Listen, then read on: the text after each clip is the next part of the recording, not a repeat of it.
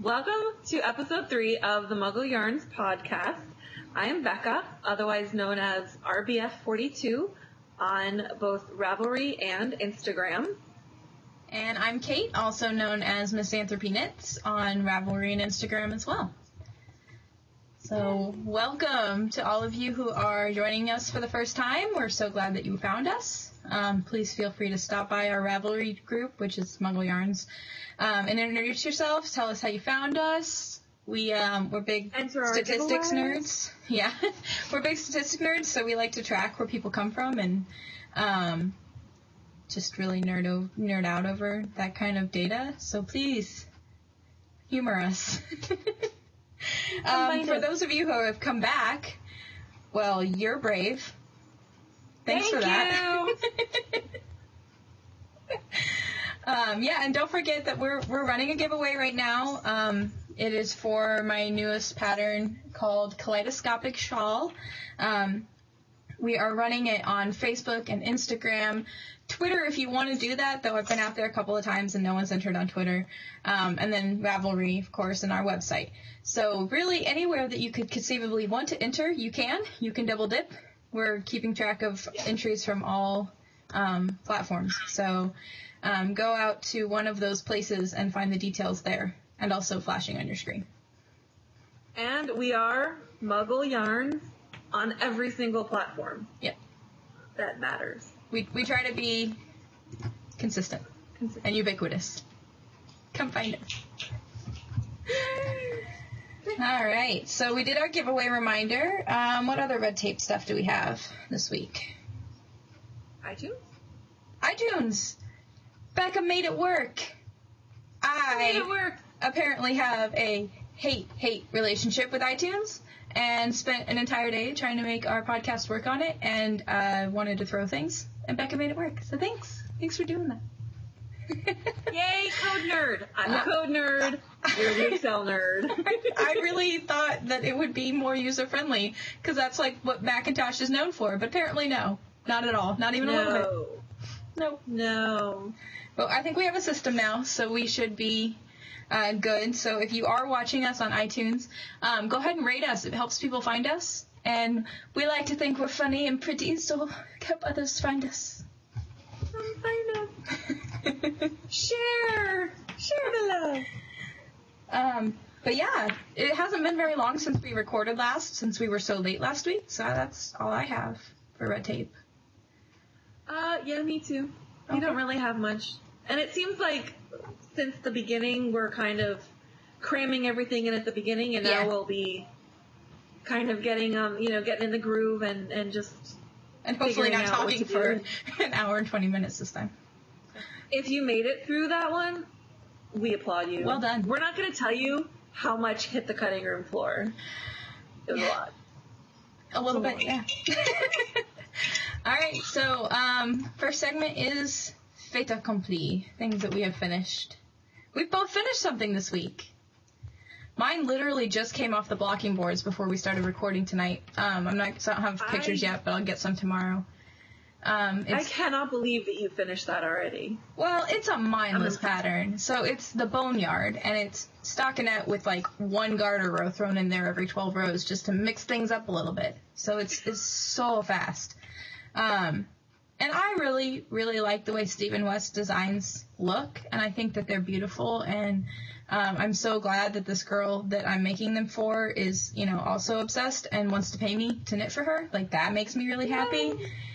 But yeah, boneyard is a boring pattern, and I've made 3 of them now, and that's a lot. But anyway, I'm going to get some pictures of it. It's with the Query Merino Silk Single, the Quiver colorway, which turned out so beautiful. It's such a pretty, like, silvery blue color. So it's very nice and very versatile shawl. Hopefully she likes it a lot. So. Awesome. And this is her second boneyard? Yep. She saw one that I had made with hand spun that I had on my Etsy page, and she wanted one specifically for her, and then she got it, and she's like, now I need another one. So I made her another one. It's a lot of boneyards, guys. Yay. Yeah. Well, I finished my 4th Kickstarter project and my 3rd pair of mitts. So I've now done fantastic. 3 hats and 3 mitts and 1 hat. So I'm very happy. And then I started on my 4th pair, and I have 1 done. Well, yeah. You have 2 weeks before you wanted to have them all out? Yeah. Sorry to bring that up. Sorry. It's like 4 is really good. That's the good thing is the majority of the people are actually friends of mine.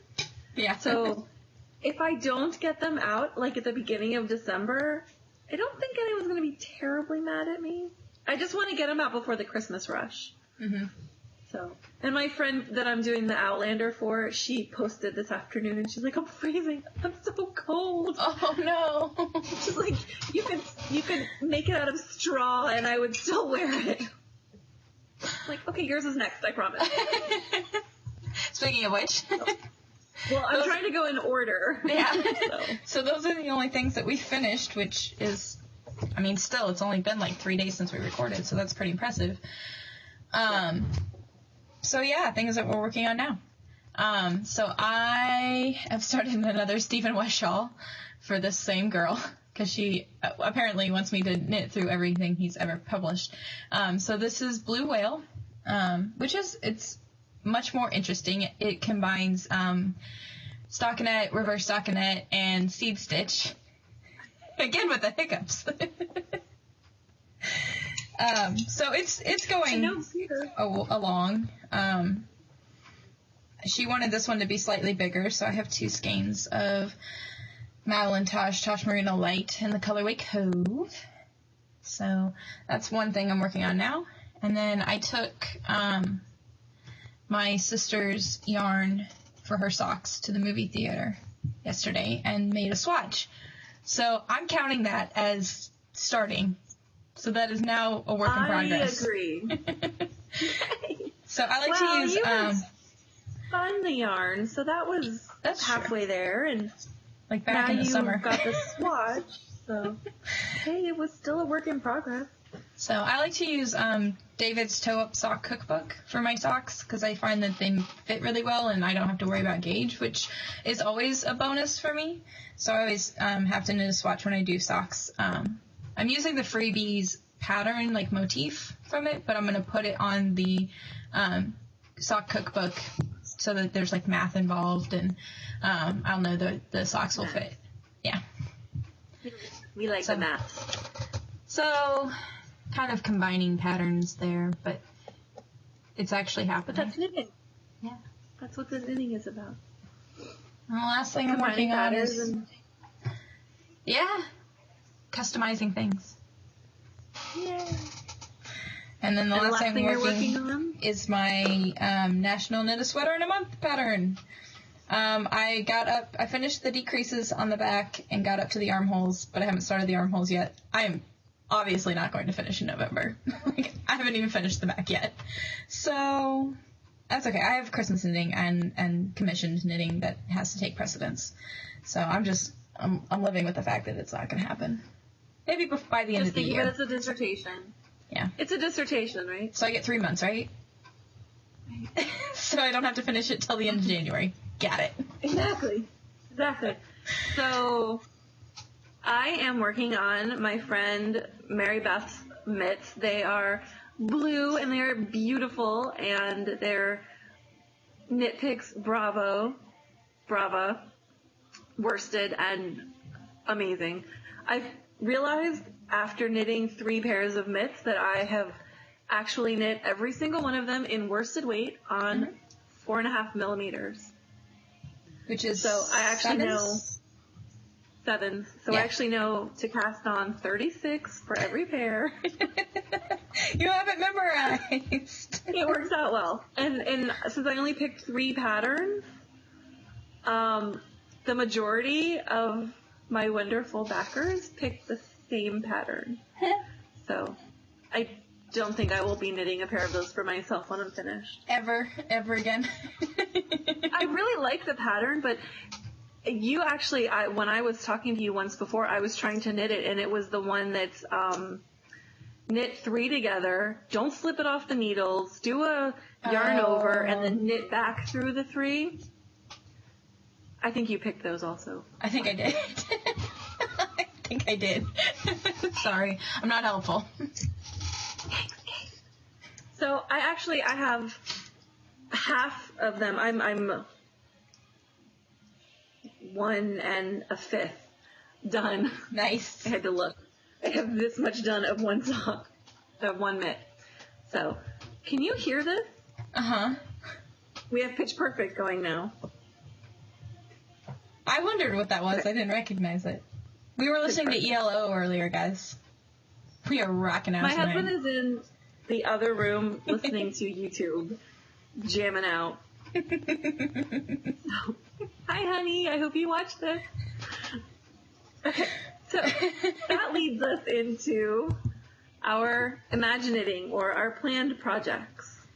Yeah, so my Imaginating hasn't really changed since last week, except for that I now consider my sister's socks in progress. So I've got socks for my stepmom.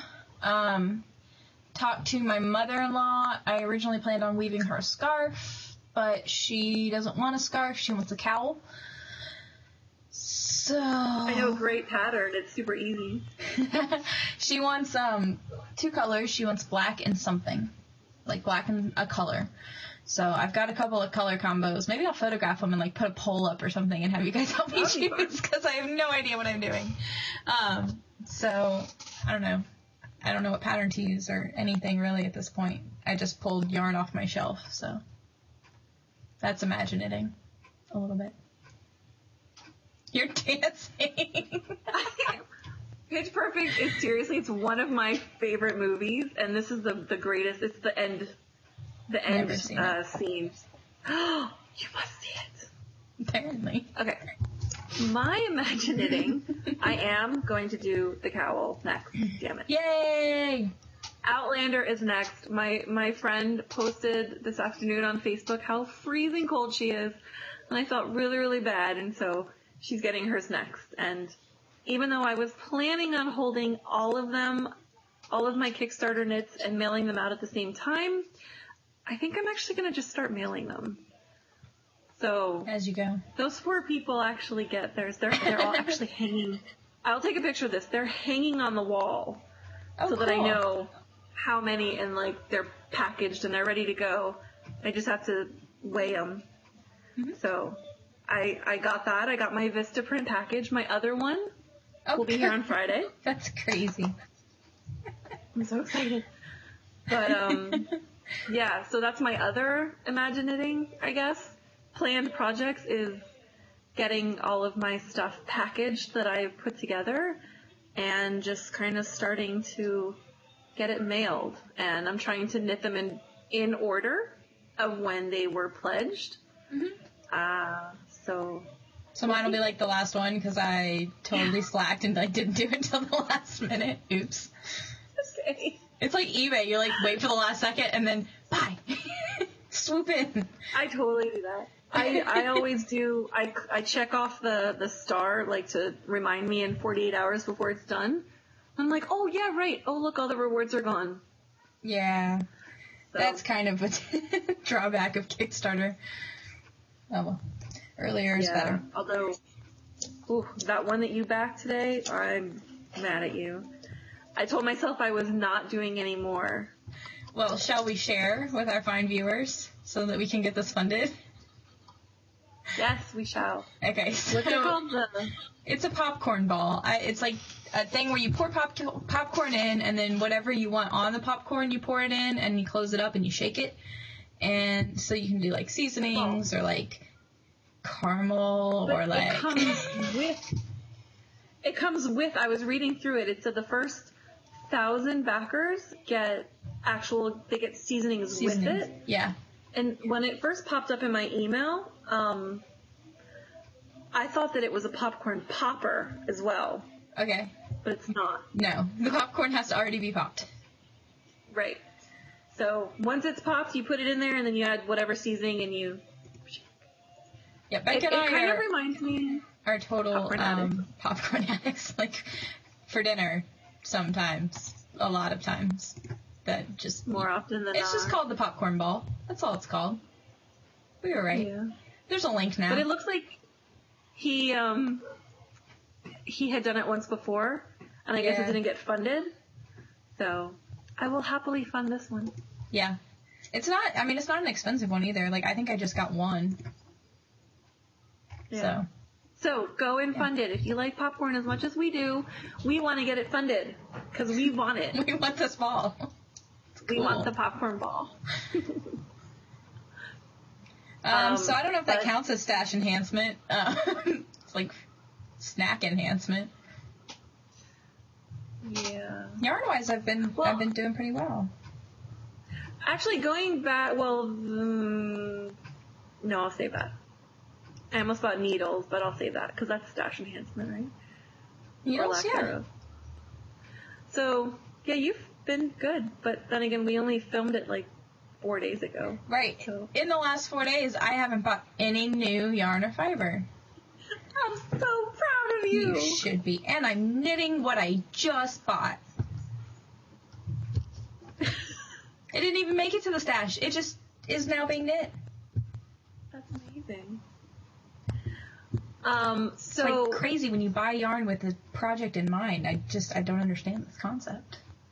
Super exciting news was I don't remember what day it was. Do you remember what day this was? It was right after we finished recording, so it was Friday. Last Friday. Oh, that's right. So it was Friday night because we immediately added it to our podcast planning. Yeah. So I follow Anthony Castellina, and I really hope I pronounced that correctly. He is A Castellina Crafted on Instagram and Ravelry, and he is so amazing and gifted and so talented knitter, and he designs patterns as well, and he was doing some awesome killer shawls. Yeah, colorwork shawls. They're beautiful. He does a lot of shawls. Everything I see him, I now follow him on Facebook, so I see even more updates. He was running a contest on Instagram for his killer shawl collection, and it was, based on like vampire fangs and stuff like that, and it's really, really cool. There's 3 of them, and he just, kind of like with our giveaway, you repost it, you tag him, whatever. And he did the drawing on Friday night, and I was one of the winners. Yay! I was so excited, and I was like, oh, we're so going to talk about you in our podcast.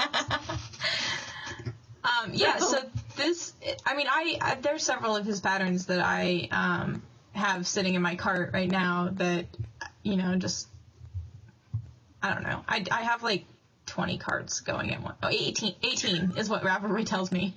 I have 18 shopping baskets right now. You have a problem. These are not ones that I've checked out. They're just sitting there waiting for me to decide that I'm ready to knit them. I don't want to buy it until I'm ready to knit it. I understand. Except for if it goes on sale, in which case my pattern stash is out of control. Anyway, so I think the first shawl of his that I saw on Instagram was that Treo Multi.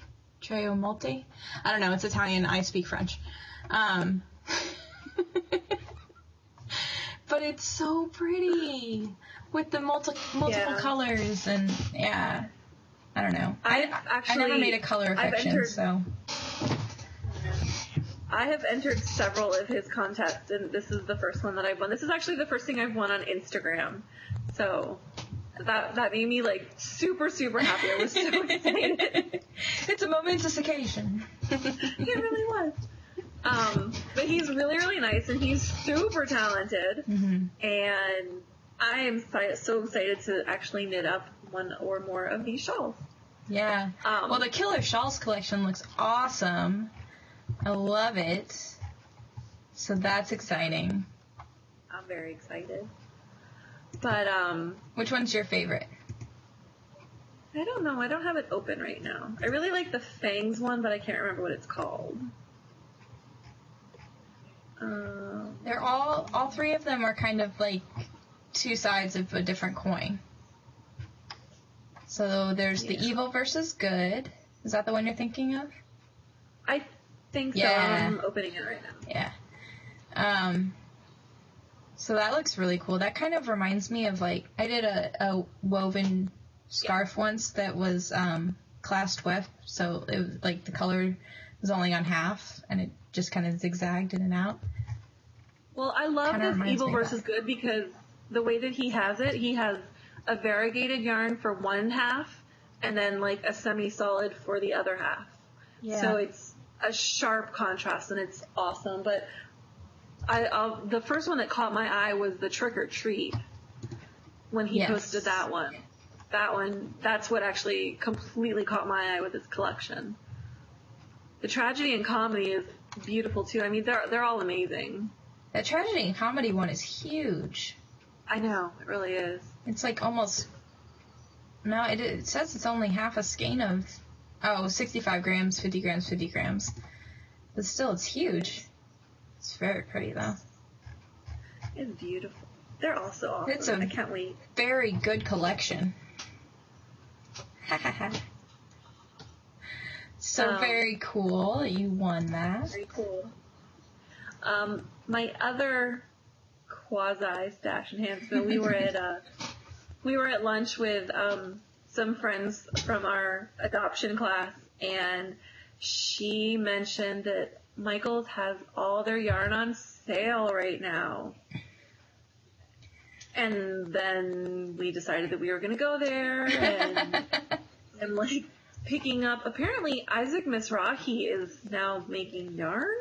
I think I heard something about that, but isn't it all like real bulky and? It is. Yeah. It's like worsted and like big, super bulky. Like it's so soft, but it's really, really pretty. Yeah. And I kept going back and just picking up this one skein, and Steve walks over at one point and he's like, "So are you gonna buy any?" Like, no, but I just really like this one. And he goes, "Is it because it's gator colors?" I'm like, "Oh, is that why?" It was like deep purple and blue and orange and orange and white. And I mean, it was only $4.99 for this skein because it's on sale. But I'm like, no, I don't need any yarn right now. And this woman was walking by, like, holding a whole arms full of yarn. And she goes, "Do we ever really need yarn?" Says no person ever. Yeah. Exactly. I was like, I can't believe I just said I don't need yarn right now. And then I was standing in front of the needles for, like, a good 10 minutes, looking at all the patterns for Outlander, trying to figure out, okay, what size needles do I need? Do I have those? Do I have those? What do I need? Mm-hmm. It called for 15s, which are 12.75 millimeter. Freaking huge is what they are. Yeah, but you're holding bulky together. Yeah. Exactly. It's 2 strands of bulky doubled. So I decided I was going to go with the 17s that I have, that I made a blanket with, and see how it looks for that. I mean, if it's too loose, then I'll go buy a pair, but... Do you usually knit tighter or looser than gauge? I don't do gauge. Well, when you knit things, do they usually end up bigger or smaller than the pattern intended?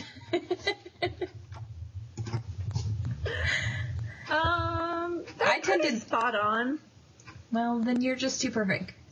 Jeez. No, because if I notice that it's hard, then I just start getting looser. And then if I notice that it's too loose, then I just tighten up. And eventually it kind of just all works itself out.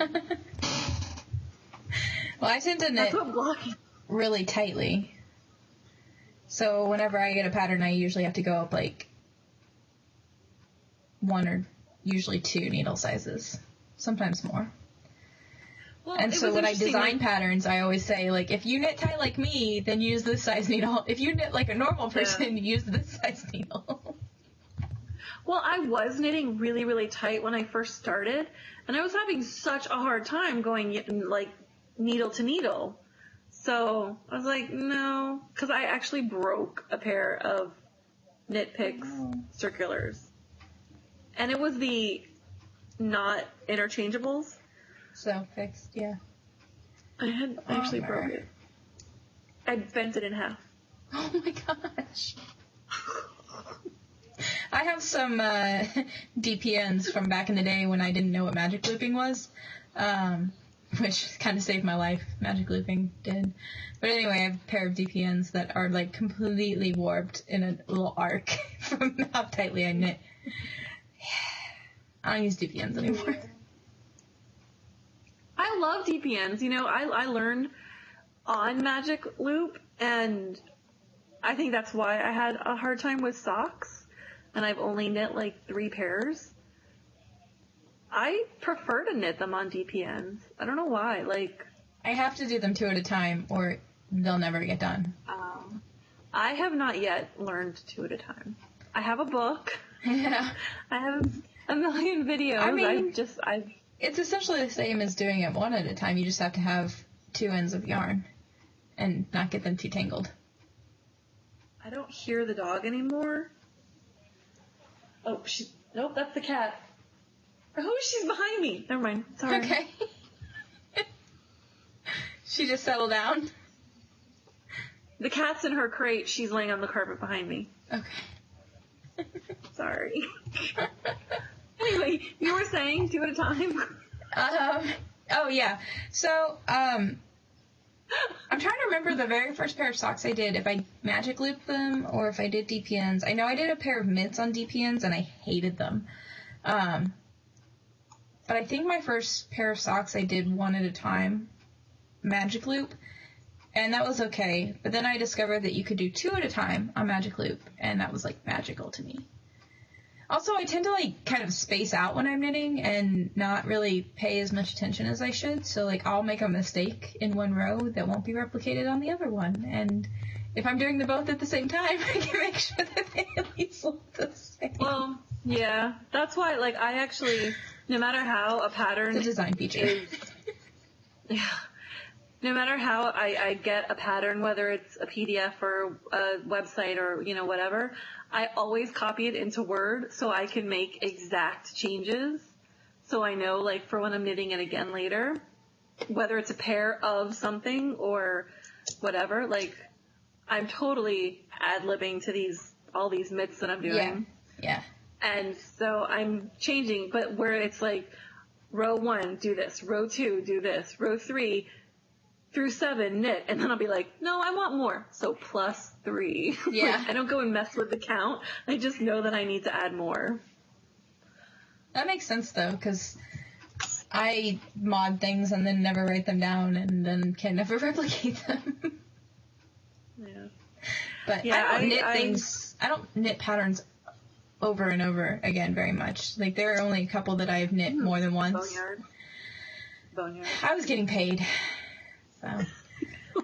But, like, I've made Mimosa Mimicry 3 times. I've made a pair of gloves for myself, and then my sister wanted them, so I made another pair for her. But otherwise, I usually don't make the same thing more than once. Usually. So, I don't know. 2 at a time works for me. I know a lot of people hate it, and I know a lot of people love their DPNs. Yeah. I mean, I never actually finished the first pair of socks that I was learning on. You've made a pair of socks before, though, right? I've seen your socks. Yeah. I've project stocked you before. My favorite ones actually are, they're sport. And they're so cute. It's called Vogue On because the girl made them for her. I don't remember what she made them for. Her whatever, super awesome shoes. But okay. I'm very into Hitchhiker's Guide to the Galaxy, and one of the creatures is called the Vogons, and Vogons are terrible at poetry. So that is the name of my socks, is Vogons are bad at poetry or something like that. But they're really, really cool. And it was a very simple, mindless, I think I did them in like 3 days. But they're like little booty socks, and they've got a little ruffle on the edge. And I'm like, okay, I totally need to make these again. But I made the sport version. They also had a fingering version. But I was like, no, that's way too much. Well, sport weight socks are squishy and delightful. and faster and nice and instant gratification-y. Always good. And, yeah, I mean, they're lacy, and, you know, the top is lace and the bottom is stockinette, and they were, like, super quick. I have another pair that I did that were, like, ankle length, and they were stranded pattern. And, yeah. Stranded socks? Horrible. Yikes. Horrible. Like, and I didn't know how to, like, cast off stretchy, so they are so tight. And they don't, because they're not stretchy. Like that too. I can't even get them on because the top is so tight. I mean, I wore them a couple days ago, but they're on my sock blockers right now, and I'm like, how far up can I pull these to try and, like, loosen them? So, but I did a pair of socks for a test knit, and just eyeballing it, I was like, that girl doesn't know what she's talking about. So I went up 2 needle sizes.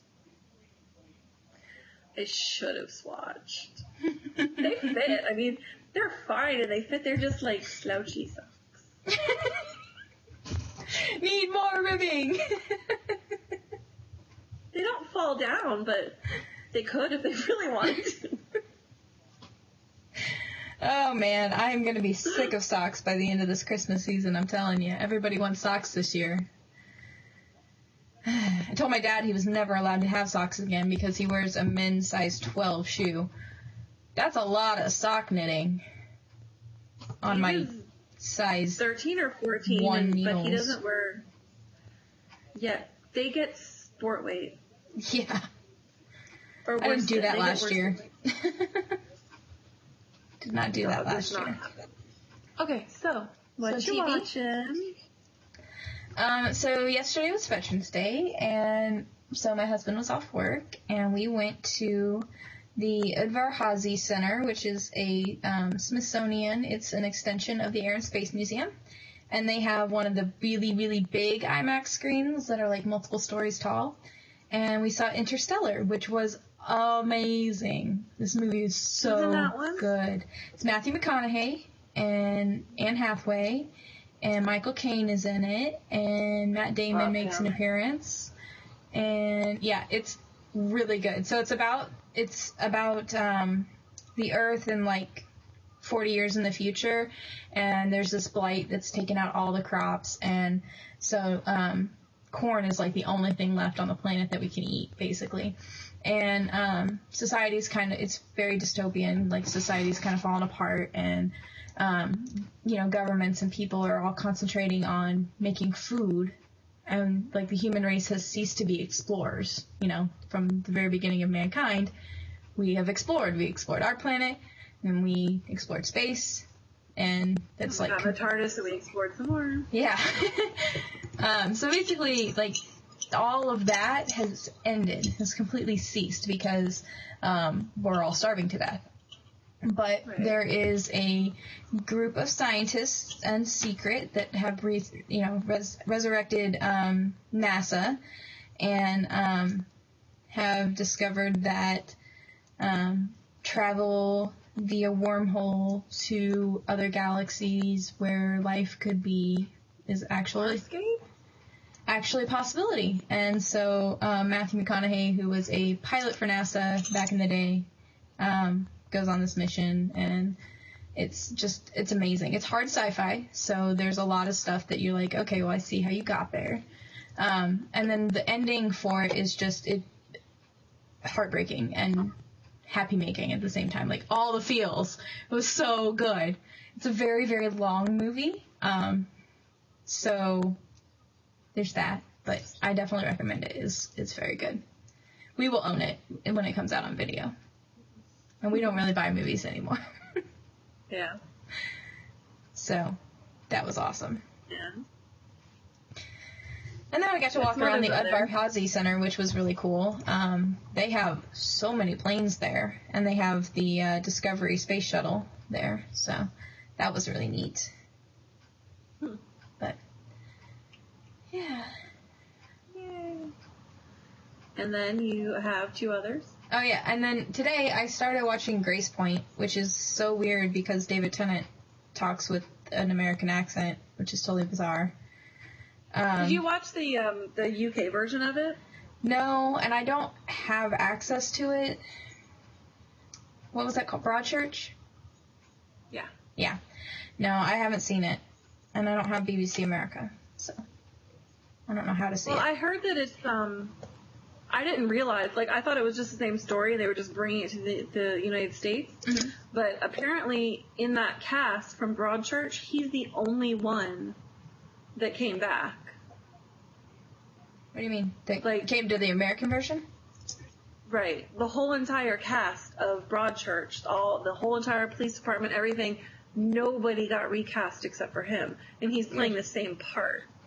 That's weird. Like, I thought it was, there's been shows like that, like, they do in the, kind of like The Office, they do it over there and then they bring it over. But then they have a completely different cast.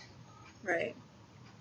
Huh. But, well, I don't care because it's David Tennant. Yeah, it's intriguing. David on my TV.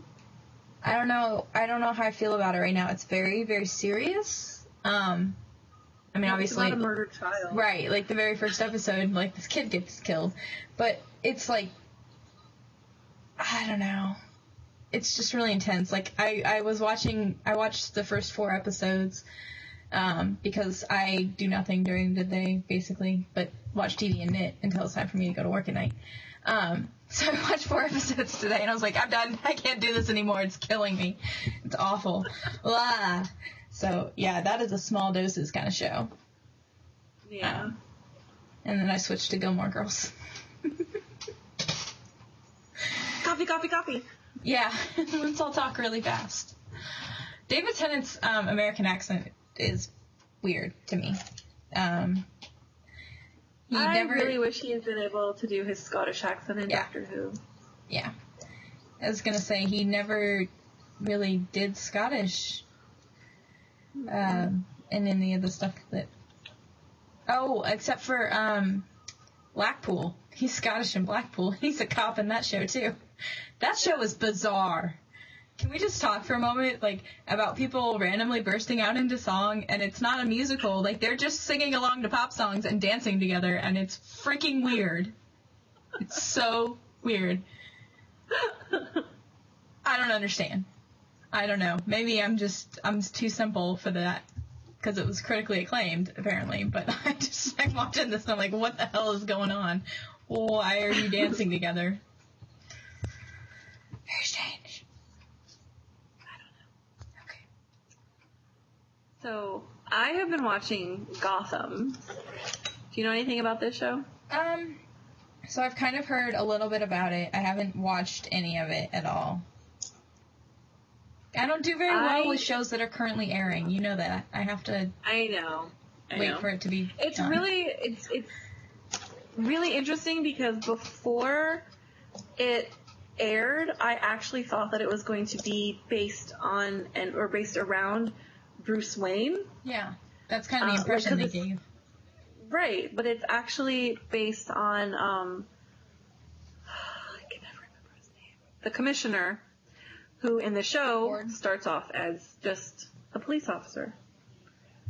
So, it's really, really interesting, and it's one of those shows that I would have thought Steve would watch with me because he's like so into comic books, and he owns like hundreds and hundreds and hundreds of comic books from DC, Marvel, all the different labels, whatever. And of course we go to all the cons, but he has not gotten into it yet. But so it's kind of more like a procedural crime drama, right? Yeah, but they introduced, like, in the second episode, well, the first episode was obviously the murder of Bruce Wayne's parents. Mm-hmm. And then in the second episode, it was the introduction of Selina Kyle, who's Catwoman. And then... How old is she? She's the same age. Okay, that's what I thought. So she's that's why I was surprised. Yeah, she's also, like, a teenager. And then, along the line, you see... just the different people, like Penguin and Mr. Freeze, like you meet all these different people just kind of in passing. So it's really interesting because I love, Batman movies and all that I'm the stuff. same way. Like Gotham is really what I like about DC. Although I really like Arrow and The Flash too. I mean, those new shows have been really good too. But I don't know. Yeah. I tend to like Marvel better, I think. I just like the bad guys in Gotham. The other one that I am totally obsessed with, I'm not going to mention that second one, but the other one I'm totally obsessed with right now is How to Get Away with Murder, which is just crazy, but we don't usually watch shows live, but we've been watching that one live, and I need to know who murdered the husband. Like, I need to know. I need to know. So this is like a lawyer one, right? It is a crime drama. She's a college professor, law school professor, and like a super high power attorney. Okay. And she takes on cases, but she also has like a bunch of the law students working for her, helping kind of like interning.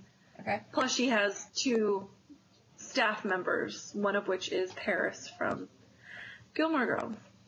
And so they kind of help, and the very first episode, you know, her husband got killed, and so now that's kind of like what happened. But in every episode, she takes on a new case.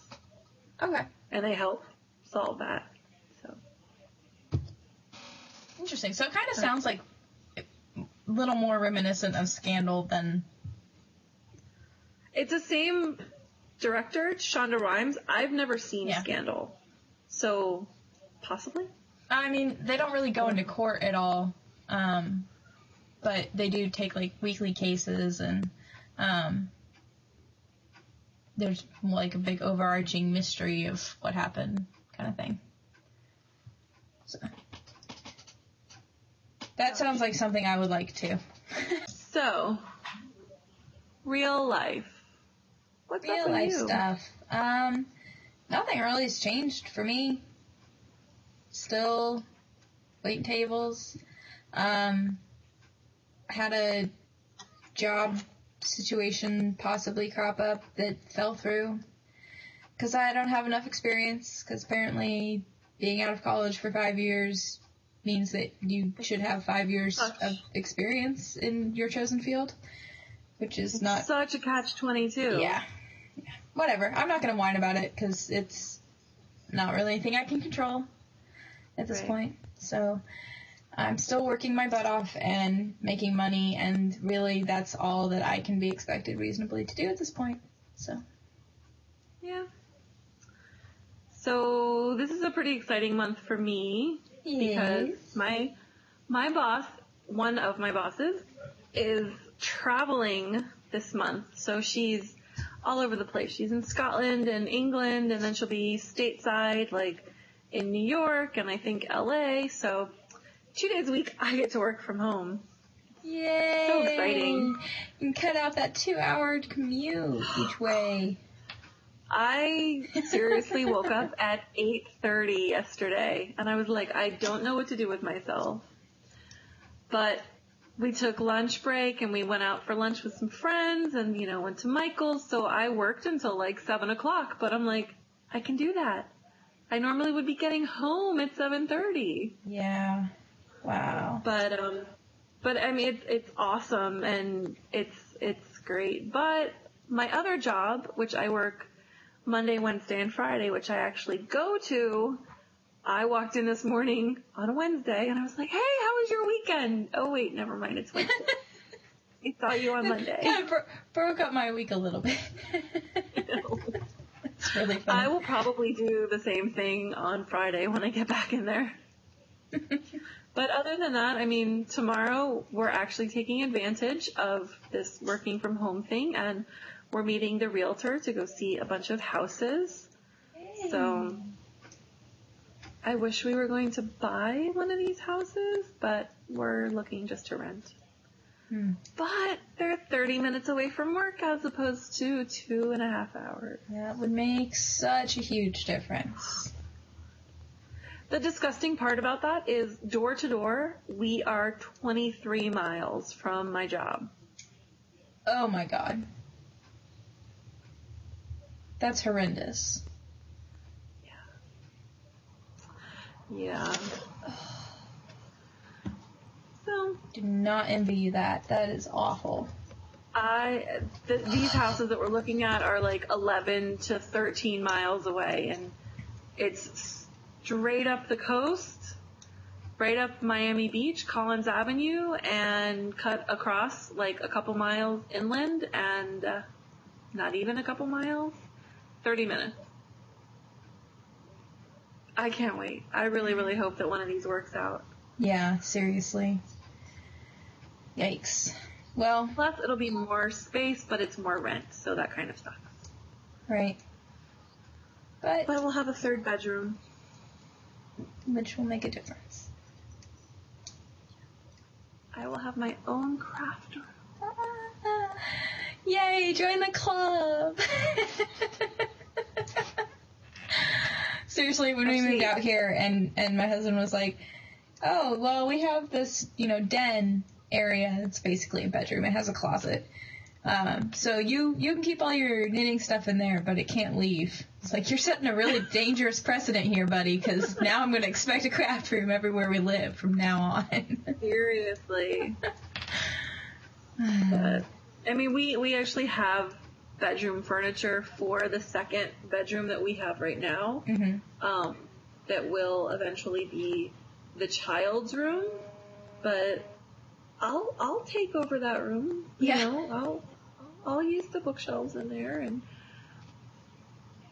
whatever. I'm not picky. I mean, the whole point of getting a 3-bedroom is to have an office / craft room. Yep.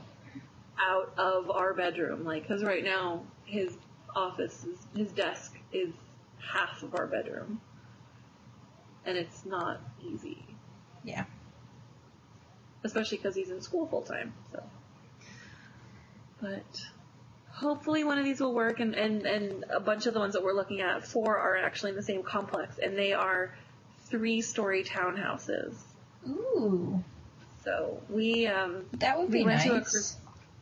We went to a Christmas party at a friend of mine up in Fort Lauderdale, and she had a 3 or 4-story townhouse, and the top floor was basically the stairs went up to a rooftop garden, cool. basically, and she had like a bunch of couches up there and like a barbecue, and she had a little bar. And we were there, and we were like, this is awesome. And then I found these 3-story townhouses, and I was like, ooh, maybe they have them. So we're going to look at those tomorrow. That's cool. It's nice to be able to get a floor in between, too. Like, when you just need to be away.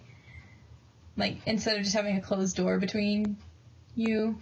Yeah, it helps to be like, I'm going downstairs. Well, from what I can figure, because they're all the same complex, I'm assuming they're all the same layout. Mm-hmm. It's like the kitchen and the family room and everything is on the bottom floor. Mm-hmm. And then 2 bedrooms and a bathroom are on the middle floor. And then the master bedroom and bathroom is on the top floor. So I don't know if there's a rooftop. Right. But I hope there is. Well, the rooftop thing is kind of funny. Reminds me of our house in Senegal when I lived there. Actually, a lot of things about Florida remind me of when I lived in Senegal, like the giant cockroaches and the humidity and the heat and the rooftop. We had a nice rooftop patio thing. It was like the only place you could go in the evening to like not suffocate, because there was the only place that there was like a breeze. Especially when the electricity was out, which I'm sure is not something about Florida that's like Senegal. Like, the electricity went out, and we have no fans. Let's go up to the roof, because there might actually be a breeze. Well, and that's another thing. Like, if we move, because right now we live between, I don't know, if you're not familiar with how Miami is laid out, it's not going to help you, but assuming Key West, the entrance to Key West is exit 1 on the turnpike. We're like 8 or 9. So like we're really far south, and there's water somewhere in that direction. Obviously, I mean, we're down here. Mm-hmm. But where these houses are, like, we're literally about 2 miles straight. If we kept driving, we would be in the ocean. Yeah. So you get an ocean breeze. Yes. Yeah. And yeah. And they're on the water. There's like little rivers and everything. So I hope that one of them works out. I keep my fingers crossed for you. Yeah. I'm glad you're going to find some time to do it tomorrow too, because that helps. Yeah, like we've been trying to cram it in the afternoon, which is really difficult because I would go and meet her after work, and then we'd have to plan for another time to go so that we could both go together. And with him in school, like, it's really difficult. So this way, at least, take a couple of hours in the middle of the day, and then I just work later in the night. Yeah. Or I work the next day. As long as I get my hours in, it doesn't really matter when I do it. And she's totally flexible, which I love. She's like, I'll just email you. If I have anything, like, I came home last week with a stack of things to do. So she's like, if you run out, email me. Okay. That's awesome. But, yeah, I love my jobs. Oh, I was actually, somebody tried to poach me. I'm not really sure if it's poaching, but they wanted me to work for them as well. She's like, I want my own Becca. I need a Becca. Where can I get a Becca? I was like, how many hours do you need this Becca for? And my boss was like, no, you already have 2 jobs. That's a lot, man. I don't. But I started texting Steve. I know. I started texting Steve. I was like, you should go and look into this company because maybe they'll hire you with your MBA when you graduate. I know all the partners.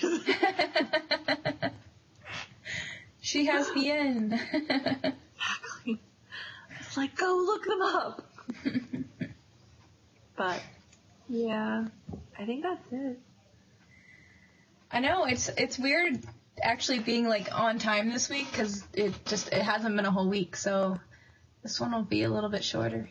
All right, so thanks for watching again this week, guys. We'll be back again next week with some more finished objects, some updates on life and television, and we have like 2 more weeks left of the contest, so remember to enter on all of the social media platforms for a better chance to win. And I may be upping how many copies of the pattern I give away, so we'll look into that. All right, so thanks for coming. We'll see you around. Bye. Bye.